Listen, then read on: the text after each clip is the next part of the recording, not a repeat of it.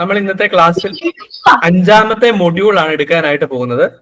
5ാമത്തെ module എന്ന് പറയുന്നത് portions relating to voyage account എന്നുള്ളതാണ്. അതായത് ഈ ഒരു മൊഡ്യൂളിൽ വളരെ ചെറിയ മൊഡ്യൂളാണ്. ഇതിൽ നമ്മൾ പഠിക്കുന്നത്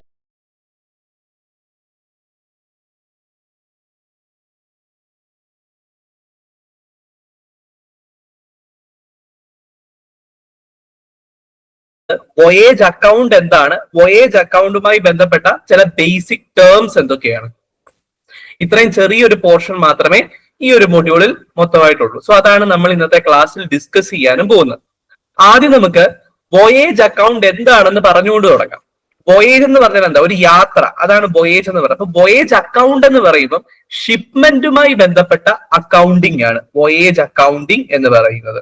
ഷിപ്മെന്റ് എന്ന് പറയുമ്പോൾ അറിയാം, കപ്പൽ മാർഗമുള്ള എന്താ പറയുന്നത് ഗതാഗതം, അല്ലെങ്കിൽ എന്താ പറയുന്നത് ഗുഡ്സിന്റെ ട്രാൻസ്പോർട്ടേഷൻ. കപ്പൽ മാർഗം ഗുഡ്സ് ട്രാൻസ്പോർട്ട് ചെയ്യുന്നു.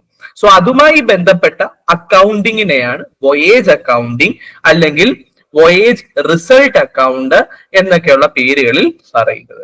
So voyage account is A specialised type of accounting. ഇത് അക്കൗണ്ടിങ്ങിന്റെ ഒരു വകഭേദമാണ്. അക്കൗണ്ടിങ് ഓരോ മേഖലകളിലും അതിൻ്റെതായിട്ടുള്ള രീതിക്കനുസരിച്ച് നമുക്ക് അപ്ലൈ ചെയ്യാം. ഒരു പാർട്ണർഷിപ്പ് ഫേം ആണെങ്കിൽ അതിനനുസരിച്ചായിരിക്കും അക്കൗണ്ടിങ് ചെയ്യുന്നത്. സോൾ ട്രേഡർ, ഒരു വ്യക്തി മാത്രം നടത്തുന്ന ഒരു ചെറുകടയാണെങ്കിൽ, ഈ ചെറുകിട വ്യവസായമാണെങ്കിൽ അവിടെ നമ്മൾ അക്കൗണ്ടിങ് വേറൊരു രീതിയിലായിരിക്കും അപ്ലൈ ചെയ്യുന്നത്. ഇനി ഒരു കമ്പനി ആണെങ്കിൽ വേറൊരു രീതിയിലാണ്. അതുപോലെ ഒരു ഷിപ്മെന്റ് ബിസിനസ് ആണെങ്കിൽ അവിടെ നമ്മൾ അപ്ലൈ ചെയ്യുന്നത് അക്കൗണ്ടിങ് വേറൊരു രീതിയിലായിരിക്കും. അതാണ് വോയേജ് അക്കൗണ്ട് എന്ന് പറയുന്നത്. So a voyage account is a specialized type of accounting used in the shipment industry. എവിടെയാണ് ഉപയോഗിക്കുന്നത്? ഷിപ്മെന്റ് ഇൻഡസ്ട്രിയിലാണ്, അല്ലെങ്കിൽ ഷിപ്പിംഗ് ഇൻഡസ്ട്രിയിലാണ് ഉപയോഗിക്കുന്നത്. എന്തിനു വേണ്ടി? To determine the financial outcome of a particular voyage undertaken by a vessel. ഒരു കപ്പൽ മാർഗം നമ്മൾ ട്രാൻസ്പോർട്ട് ചെയ്ത അല്ലെങ്കിൽ നമ്മൾ അണ്ടർടേക്ക് ചെയ്ത ഒരു യാത്ര, അതിന്റെ ഫിനാൻഷ്യൽ ഔട്ട്കം എന്താണ്? അതായത് അത് പ്രോഫിറ്റബിൾ ആയിരുന്നോ അതോ അത് ലോസ് ആണോ ഇൻക്വയറി ചെയ്യുന്നത്? ഇത് മനസ്സിലാക്കാൻ വേണ്ടി നമ്മൾ അക്കൗണ്ടിങ് ചെയ്യുമ്പോൾ അതിനെ വിളിക്കുന്ന പേര് വോയേജ് അക്കൗണ്ട് അല്ലെങ്കിൽ voyage accounting. So it helps ship owners or shipping company assess whether a voyage was profitable or incurred a loss. Clear അല്ലേ? സോ അതാണ് വോയേജ് അക്കൗണ്ടിങ് എന്ന് പറയുന്നത്. വോയേജ് അക്കൗണ്ടിങ് എന്ന് പറയുന്നത് എന്തുമായി ബന്ധപ്പെട്ടതാണ്? ഷിപ്പിംഗ് ഇൻഡസ്ട്രിയുമായി ബന്ധപ്പെട്ടതാണ് വോയേജ് അക്കൗണ്ടിങ്. വോയേജ് അക്കൗണ്ടിങ്ങിന്റെ ലക്ഷ്യം എന്താണ്? ടു അസസ് ദ പ്രോഫിറ്റബിലിറ്റി അല്ലെങ്കിൽ the final result of that particular voyage, financial outcome of voyage എന്ന് പറഞ്ഞാൽ പ്രോഫിറ്റ് ആണോ ലോസ് ആണോ. ഓക്കെ അല്ലേ? ഇനി ഇതിന്റെ പർപ്പസ് നോക്കാം. ഒന്നാമത്തെ പർപ്പസ് ആണ് to calculate the profit or loss of a specific voyage. ഒരു പെർട്ടിക്കുലർ വോയേജിന്റെ പ്രോഫിറ്റ് ആണോ അതിൽ നിന്നുണ്ടായത്, ലോസ് ആണോ ഉണ്ടായത് എന്നത് മനസ്സിലാക്കാനാണ് നമ്മൾ എന്ത് ചെയ്യുന്നത്? വോയേജ് അക്കൗണ്ടിങ് ചെയ്യുന്നത്. അതാണ് ഒന്നാമത്തെ പർപ്പസ്. രണ്ടാമത്തെ purpose to keep track of revenue and expenses related to a single journey. അതായത് നമ്മളുടെ ഒരൊറ്റ ജേർണിയിൽ ഒരുപാട് എക്സ്പെൻസുകൾ കാണും, ഒരുപാട് ഇൻകങ്ങൾ വരും. ഇത് രണ്ടും പ്രോപ്പറായി റെക്കോർഡ് ചെയ്യപ്പെടണം. അതിനു വേണ്ടിയും കൂടെയാണ് വോയേജ് അക്കൗണ്ടിങ്. അപ്പൊ പ്രോഫിറ്റും ലോസും അറിയുക എന്ന് മാത്രമല്ല, എക്സ്പെൻസിന്റെയും റവന്യൂവിനെയും പ്രോപ്പറായി ട്രാക്ക് ചെയ്യാനും റെക്കോർഡ് ചെയ്യാനും കൂടെയാണ് വോയേജ് അക്കൗണ്ടിങ്.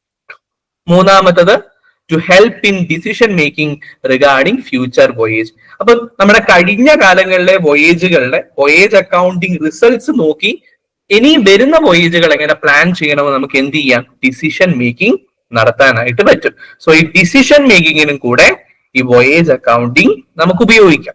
നാലാമത്തെ point two assist in cost control and financial planning four shipping company. ഒരു ഷിപ്പിംഗ് കമ്പനിയെ സംബന്ധിച്ച് അവരുടെ കോസ്റ്റ് കുറയ്ക്കാൻ, അപ്പൊ കോസ്റ്റ് കൺട്രോളിന് വേണ്ടിയും അവരുടെ ഫിനാൻഷ്യൽ പ്ലാനിങ്ങിന് വേണ്ടിയും അവർക്ക് എന്തുപയോഗിക്കാം? വോയേജ് അക്കൗണ്ടിങ് ഉപയോഗിക്കാം.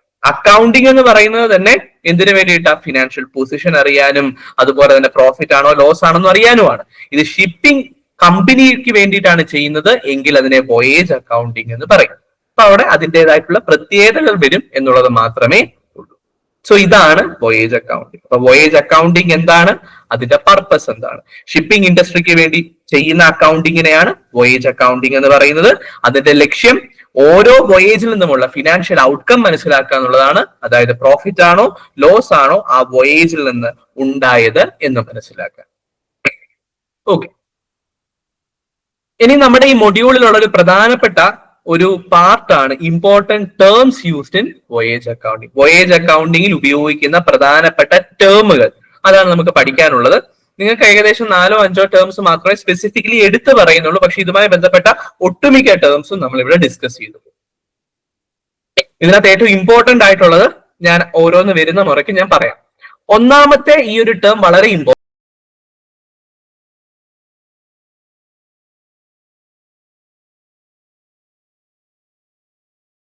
ആണ്. ഫ്രൈറ്റ് ഏർഡ് എന്ന് പറയുന്നത് അത് വളരെ ഇമ്പോർട്ടന്റ് ആണ്. ഫ്രൈറ്റ് ഏർഡ് എന്ന് പറയുന്നത് the revenue earned by a shipping company for transporting goods from one port to another. അതിനെയാണ് ഫ്രൈറ്റ് എന്ന് വിളിക്കുന്നത്. ഇപ്പൊ നമ്മളൊരു ഓട്ടോയിൽ കയറുകയാണെങ്കിൽ നമ്മൾ ഓട്ടോക്കാരന് എന്ത് കൊടുക്കും? കൂലി കൊടുക്കും അല്ലെ? അതുപോലെ ഒരു ഷിപ്പിലൂടെ നമ്മളുടെ ഗുഡ്സ് നമുക്ക് മറ്റൊരിടത്തേക്ക് ട്രാൻസ്പോർട്ട് ചെയ്യണമെങ്കിൽ ഷിപ്പിംഗ് കമ്പനിക്ക് അല്ലെങ്കിൽ ആ ഷിപ്പ് ഓണർക്ക് നമ്മൾ ഒരു പൈസ കൊടുക്കണം. ആ പൈസയെ വിളിക്കുന്ന പേരാ ഫ്രൈറ്റ്. അപ്പൊ ഷിപ്പ് ഓണറെ സംബന്ധിച്ച് അയാളുടെ റവന്യൂ ആണത്. അയാൾക്ക് ഈ ഒരു സർവീസ് സേവനം ചെയ്തു കൊടുക്കുന്നതുകൊണ്ട് കിട്ടുന്ന വരുമാനം. ഓക്കെ ആണോ? അതിനെയാണ് ഫ്രൈറ്റ് എന്ന് പറയുന്നത്. സോ ഫ്രൈറ്റ് എന്ന് പറഞ്ഞാൽ എന്താ? Is the revenue earned by shipping company അല്ലെങ്കിൽ ഷിപ്പ് ഓണർ. എന്ത് ചെയ്തിട്ടാണ് അവർക്ക് ഈ റവന്യൂ കിട്ടുന്നത്? For transporting goods from one port to another. Okay അല്ലേ? ഇനി ഈ ഫ്രൈറ്റ് തന്നെ പല തരമുണ്ട്, പല ടൈപ്സ് ഓഫ് ഫ്രൈറ്റ് ഉണ്ട്. ഒന്നാമത്തെ തരം ഫ്രൈറ്റ് ആണ് ലംസം ഫ്രൈറ്റ് എന്ന് പറയും. ലംസം എന്ന് പറഞ്ഞാൽ ഒരൊറ്റ ഗഡുവായി ഒരൊറ്റ എന്താ പറയുന്നത് ഹ്യൂജ് എമൗണ്ട് ആയിട്ട് ഈ ഒരു ഫ്രൈറ്റ് കൊടുക്കുന്നു. അതിനാണ് ലംസം ഫ്രൈറ്റ് എന്ന് വിളിക്കുന്നത്.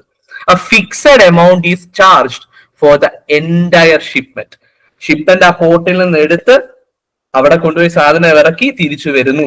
ഈ എൻറ്റയർ ഷിപ്മെന്റിന് ഒരൊറ്റ ഫിക്സഡ് എന്ത് ചെയ്യുന്നു? ഒരൊറ്റ ഫിക്സഡ് ചാർജ് സെറ്റ് ചെയ്യുന്നു, regardless of wait or volume.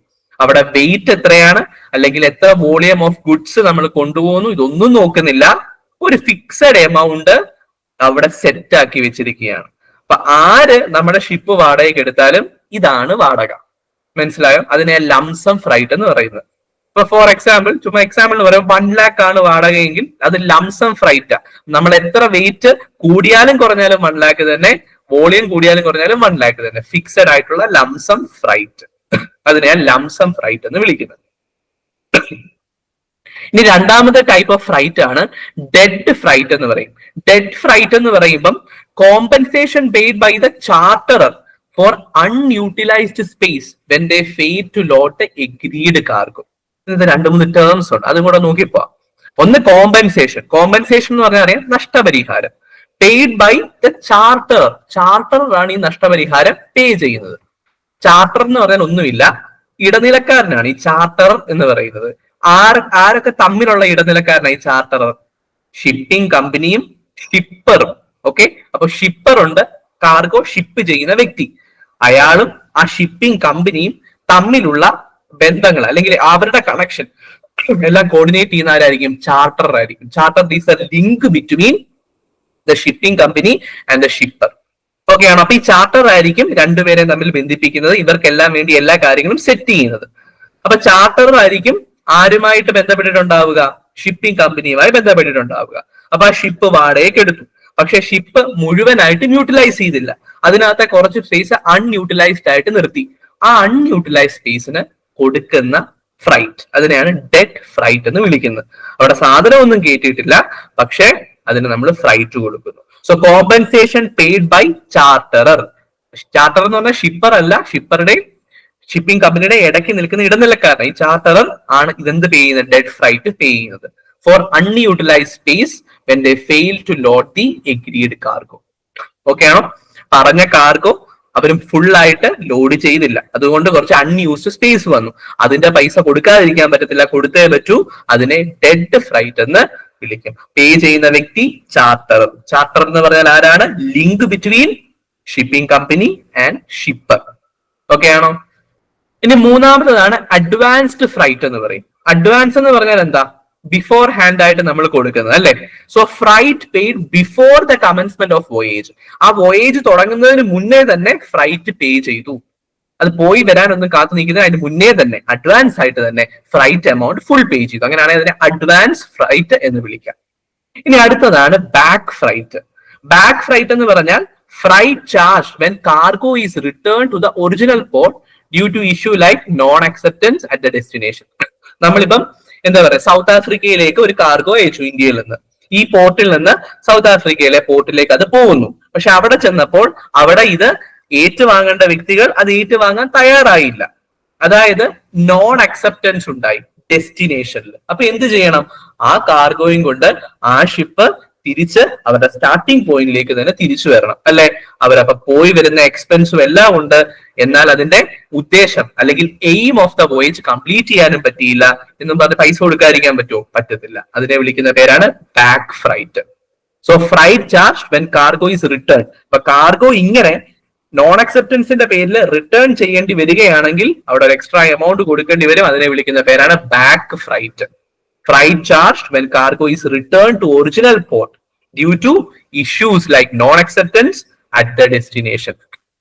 Okay ആണോ?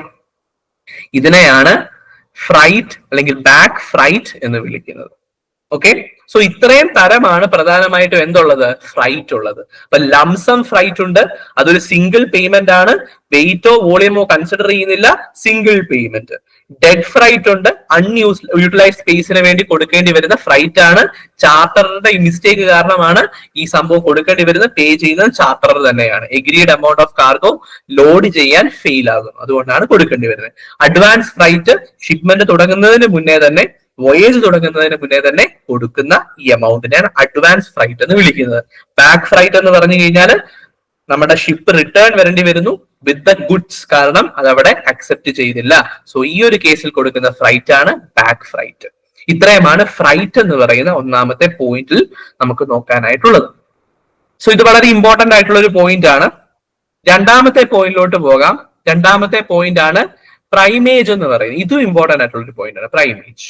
പ്രൈമേജ് എന്ന് പറയുമ്പോൾ it is N additional charge, usually a percentage of freight. അപ്പൊ ഫ്രൈറ്റ് നമ്മൾ കൊടുക്കണം. ഫ്രൈറ്റിന്റെ ഒരു ശതമാനം, ഒരു പെർസെന്റേജ് പ്രൈമേജ് ആയിട്ടും കൊടുക്കണം. എന്തിനു വേണ്ടിയിട്ടാ? Imposed by the ship owner for covering incidental cost. ഇങ്ങനെ നമ്മൾ ഷിപ്പ് കൊണ്ടുപോകുന്ന സമയത്ത് എന്തെങ്കിലുമൊക്കെ ഇൻസിഡന്റൽ കോസ്റ്റുകൾ ഉണ്ടാകുമല്ലോ, പലതരത്തിലുള്ള കോസ്റ്റുകൾ ഉണ്ടാകും. ഇതൊക്കെ കവർ ചെയ്യുന്നതിന് വേണ്ടി ഫ്രൈറ്റിന്റെ ഒരു നിശ്ചിത പെർസെന്റേജ് എന്തായിട്ട് മേടിക്കും? പ്രൈമേജ് ആയിട്ട് മേടിക്കും. എന്തിന്റെ നിശ്ചിത പെർസെന്റേജ്? ഫ്രൈറ്റിന്റെ നിശ്ചിത പെർസെന്റേജ് പ്രൈമേജ് ആയിട്ട് മേടിക്കും. ആര് മേടിക്കും? ഷിപ്പ് ഓണർ മേടിക്കും. ക്ലിയർ? എന്ത് കവർ ചെയ്യാൻ വേണ്ടി? ഇൻസിഡന്റൽ കോസ്റ്റുകൾ കവർ ചെയ്യാൻ വേണ്ടി. It was traditionally given to the captain and crew as a bonus. ഇത് ക്യാപ്റ്റനും ക്രൂവിനും ഒരു ബോണസ് എന്നോണമാണ് കൊടുക്കുന്നത്. ഇതിനെയാണ് പ്രൈമേജ് എന്ന് വിളിക്കുന്നത്. So it is an additional charge, usually a percentage of freight. Okay അല്ലെ? മൂന്നാമത്തതാണ് പാസേജ് മണി എന്ന് പറയും. Revenue earn by carrying passengers on a voyage. അപ്പൊ നമ്മളുടെ ഈ വോയേജിൽ നമ്മളിപ്പോ ഈ ഗുഡ്സ് ക്യാരി ചെയ്യുന്നതിന്റെ കൂട്ടത്തിൽ പാസഞ്ചേഴ്സിനെയും കൂടെ നമ്മൾ കൊണ്ടുപോകുന്നുണ്ടെങ്കിൽ പാസഞ്ചേഴ്സിന്റെ കയ്യിൽ നിന്ന് നമ്മൾ മേടിക്കുന്ന പൈസ, അതിനെയാണ് പാസേജ് മണി എന്ന് വിളിക്കുന്നത്. If a cruise ship charge passengers for travel, the amount collected is called passage money. Clear ആണോ? അപ്പൊ ഒരു ക്രൂയിസ് ഷിപ്പ് പാസഞ്ചേഴ്സിനെ ട്രാവലിന് ചാർജ് ചെയ്യുകയാണെങ്കിൽ ആ കളക്ട് ചെയ്യപ്പെടുന്ന എമൗണ്ടിനെയാണ് പാസേജ് മണി എന്ന് വിളിക്കുന്നത്. ഇനി നാലാമത്തതാണ് ചാർട്ടർ ഹയർ. ഞാൻ പറഞ്ഞു ചാർട്ടറർ എന്ന് പറയുന്ന ഒരു വ്യക്തിയുണ്ട് അല്ലെ. Is the link between the ship owner or the shipping company and the shipper. So the income earned when a ship is chartered to another party for a specified period or voyage. അതിനെ വിളിക്കുന്ന പേരാണ് charter hire. അപ്പൊ ship owner തന്റെ ship ചാർട്ടറർക്ക് കൊടുക്കുന്നു. കാരണം charter അത് charter ചെയ്തു. ഫ്ലൈറ്റ് ചാർട്ടർ ചെയ്തു പോവാന്ന് കേട്ടിട്ടില്ലേ? ആ ഫ്ലൈറ്റ് ആ ഒരു കാലയളവിലേക്ക് ആ വ്യക്തി ഉപയോഗിക്കാൻ വേണ്ടി ലീസിനെടുക്കുകയാണ് ചെയ്യുന്നത്. അതുപോലെ ഷിപ്പ് എന്ത് ചെയ്യുന്നു? ലീസിനെടുക്കുന്നു. ആര്? ചാർട്ടറർ. ക്ലിയർ ആണോ? എന്തിനു വേണ്ടി? ഒരു വോയേജ് നടത്തുന്നതിന് വേണ്ടി. സോ ആ ഒരു കേസിൽ ഷിപ്പ് ഓണർക്ക് പൈസ തന്നിട്ടായിരിക്കുമല്ലോ എടുത്തുകൊണ്ട് പോകുന്നത്. അതിനെ വിളിക്കുന്ന പേരാ ചാർട്ടർ ഹയർ. ക്ലിയർ ആണോ? So income earned when a ship is leased to another party for a specified period or voyage. ഇതിനെയാണ് ചാർട്ടർ ഹയർ എന്ന് വിളിക്കുന്നത്. പലതരം ചാർട്ടറിംഗ് ഉണ്ട്. ഒന്നാമത്താണ് വോയേജ് ചാർട്ടർ എന്ന് പറയുന്നത്. The ship is hired for a single voyage and the charterer pays freight. ഒരൊറ്റ വോയേജിന് വേണ്ടി മാത്രമാണ് ആ ഷിപ്പ് ഹയർ ചെയ്യപ്പെടുന്നത്. സോ ആ ഒരൊറ്റ വോയേജിന് വേണ്ടിയുള്ള പൈസ മാത്രമായിരിക്കും ചാർട്ടറർ കൊടുക്കുന്നത്. അതിനെ നമുക്ക് ഫ്രൈറ്റ് എന്ന് തന്നെ വിളിക്കാം. ഒരു സിംഗിൾ വോയേജിന്റെ കൂലിയെ വിളിക്കുന്ന പേരാണ് ഫ്രൈറ്റ്. സോ ഫ്രൈറ്റ് തന്നെയായിരിക്കും വോയേജ് ചാർട്ടറിൽ ചാർട്ടറർ പേ ചെയ്യുന്നത്. ഇനി ടൈം ചാർട്ടർ ഉണ്ട്.